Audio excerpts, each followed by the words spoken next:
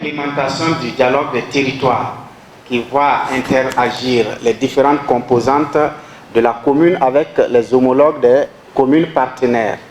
On note ainsi un échange d'expériences entre services municipaux, entre services déconcentrés, c'est le cas des hôpitaux et des universités, entre structures faîtières comme les chambres de commerce, des échanges aussi entre populations, notamment les femmes, mais aussi les jeunes à travers les colonies de vacances. Et c'est essentiellement cette pratique de colonies de vacances qui nous a intéressés, parce qu'elle présente de bonnes perspectives pour l'éducation à la paix et à la sécurité. Alors, les colonies de vacances peuvent trouver leur fondement juridique dans l'article 20, alinéa G de la Charte africaine de la jeunesse. Bien conduites, elles sont une opportunité pour éveiller la conscience des jeunes à l'altérité religieuse, culturelle et ethnique et de les élever à la communion fraternelle.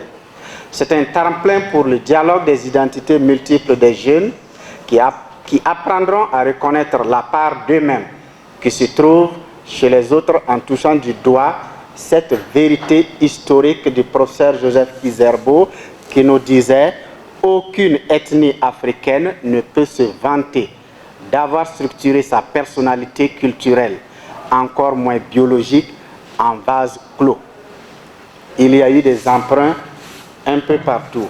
Les colonies de vacances sont des terrains pour une intégration intra-africaine parce qu'elles permettent un voyage au cœur de l'Afrique.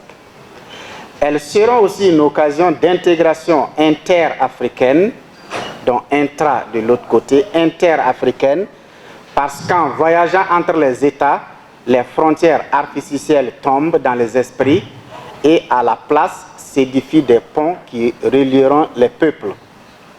De plus, en permettant à ces jeunes de rentrer en contact avec divers groupes sociaux, ils touchent du doigt les réalités des populations, ce qui les rendront plus sensibles aux enjeux de la solidarité et ferait d'eux des citoyens organiques, c'est-à-dire attachés à leur peuple, comme le suggérait Joseph Kizerbo. Pour ce faire, ces colonies doivent être bâties autour d'un projet éducatif pertinent. Cela nécessite la contribution de tous les services techniques des communes, partenaires, intervenant dans l'encadrement de la jeunesse, en plus des comités de jumelage et des services de coopération décentralisés. Il s'agira notamment de choisir les colons sur les principes de la mixité sociale, culturelle et religieuse, tout en évitant la stigmatisation. Les critères d'excellence scolaire, de capacité à travailler en groupe et de la motivation à s'ouvrir à l'extérieur doivent guider les choix tout en veillant à la représentativité des classes sociales vulnérables qui n'ont pas toujours le capital culturel pour remplir ces critères. On le sait très bien avec la théorie de la reproduction sociale du français Pierre Bourdieu.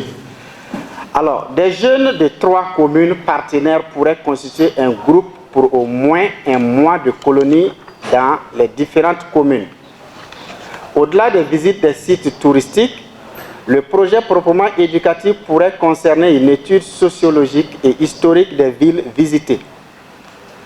Des groupes de nationalités, confessions religieuses, origines socio-culturelles différentes seront constitués et commis à des tâches de recherche sur des thématiques comme l'histoire de la ville hôte, les caractéristiques sociologiques de la population, les arts et la culture des différents peuples, la cohabitation pacifique des religions.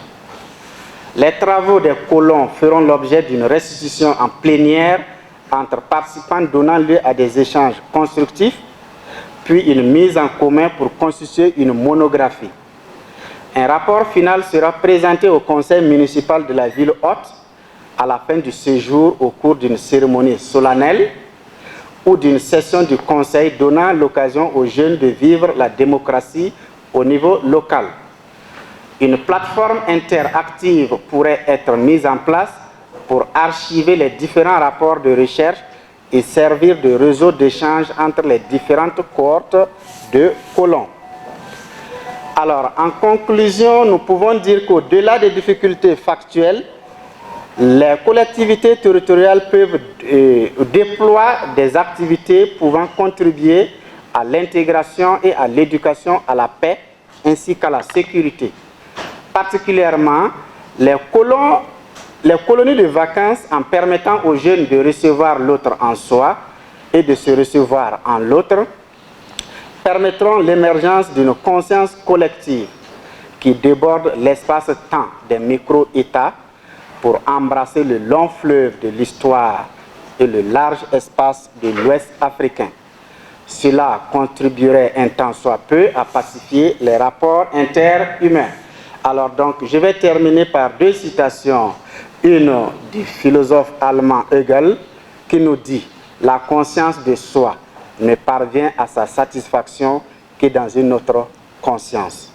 Cette affirmation trouve un écho dans la sagesse Bamana que reprend Joseph Kizerbo quand il dit « Je ne suis rien sans toi, je ne suis rien sans eux. Quand je suis arrivé, j'étais dans leurs mains.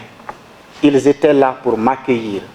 Quand je repartirai, je serai encore dans leurs mains. Ils seront là pour me conduire. » À méditer pour une paix perpétuelle. Je vous remercie. Merci.